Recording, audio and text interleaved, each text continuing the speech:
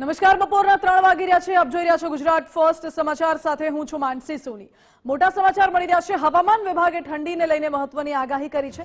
આગામી 7 દિવસ વાતાવરણ સૂકું રહેવાનું છે. રાજ્યના અન્ય ભાગોમાં સામાન્યથી વધુ તાપમાન રહે તેવી શક્યતા છે.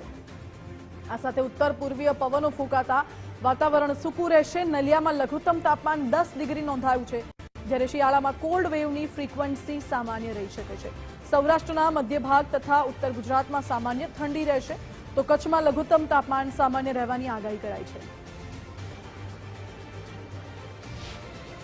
मिनिमम तापमान है नॉर्थ गुजरात रीजन और जो सेंट्रल पार्ट्स ऑफ सौराष्ट्र, इसमें नॉर्मल टू बिलो नॉर्मल रहने का संभावना है. और जो extreme western part of Saurashtra Kutch और southern parts of Gujarat region, इसमें अबव नॉर्मल रहने का पूर्वानुमान दिया गया है पूरा सीजन में, मतलब दिसंबर से लेकर फरवरी तक.